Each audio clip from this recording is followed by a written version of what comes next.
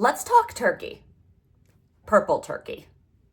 How Pittsburgh Steelers fans can save your Thanksgiving. Okay, I use a football anecdote here to make a greater point. Get through that old sport and you'll see the game I'm playing. Okay, on to the musings. It's 1975. The United States is reeling from the Vietnam War, grappling with stagflation, disillusioned by Watergate, and navigating an energy crisis.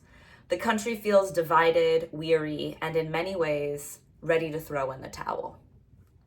But in Pittsburgh, fans of the Steelers are picking up a very different towel. Amid a city defined by grit and resilience, Pittsburgh broadcaster Myron Cope had a rallying idea.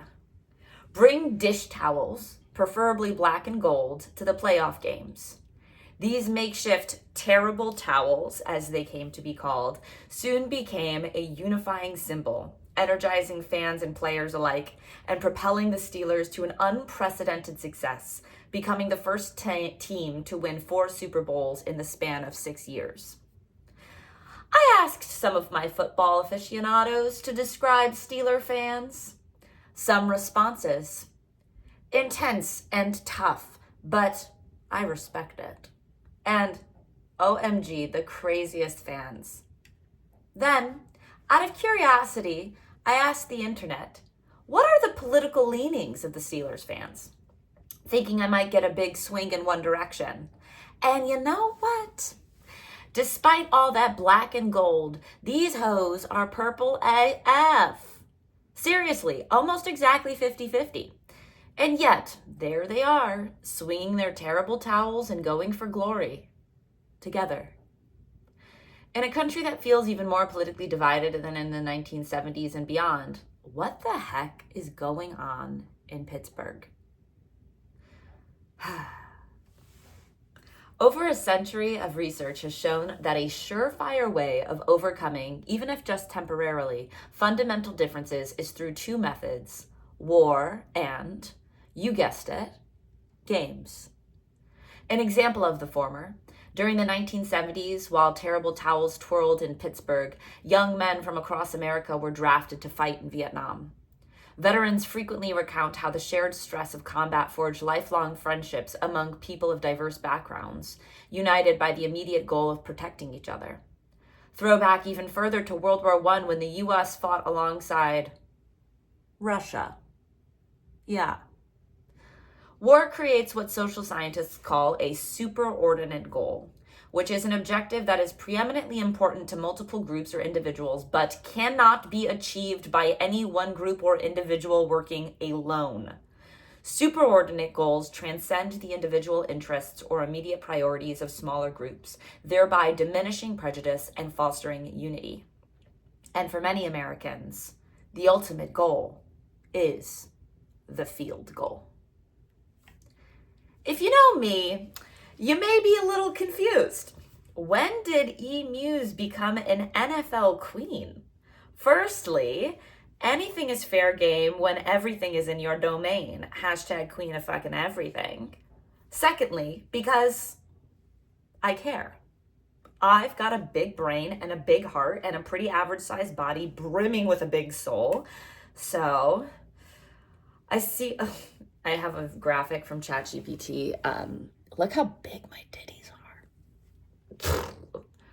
are. My caption is, ChatGPT is quite a breast of the size of my soul. LOL, aka nice tits avatar. I see a lot of people reeling from the election and in full-on rejection of people across the political aisle. People are literally sick at the mere thought of seeing their insert political party you detest the most family members next week. Listen, I get it. For as long as I can remember, my family has always been staunchly diverse politically. I've witnessed many heated debates between people I love and respect that near on ruin the entire day for everyone at dinner. Although low-key everyone loved it when my Obama-loving grandma, shout out Dotsie RIP, would give the Republicans at the table the finger and tell them to take gas. Over the last few years, however, even as our personal political leanings have gotten even more out of sync, My family is closer than ever. Why? Well, we have at least two superordinate goals which take precedence over who's president. One, family. With the dawn of the next generation, my siblings, cousins, aunts, uncles, parents, extended family are all united by the honor and duty of raising the young ones to be good people. I don't talk politics with my niece. We don't really talk, in fact. We paint and dance and sing and laugh and play, which brings me to my sneaky goal number 2, games. In high school, when I was starting to come into my own politically and kind of couldn't stand the debates anymore, I subconsciously employed the Steelers strategy. I'd take command of the fam and get everyone to play a game. Charades, headbands, Cards Against Humanity, homemade Jeopardy, Mafia, sing-alongs, wiffle ball, you name it, we played it. And let me tell you, we love it! I realize now that this was a coping mechanism and it has had lasting effect. Now, no holiday is complete without some sort of game or group activity.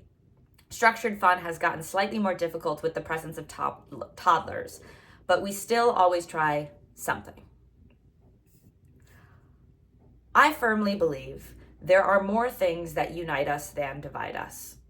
I know sometimes these things are hard to find, especially when the differences are so salient and acute. If you're worried about connecting with family next week, don't throw in the terrible towel.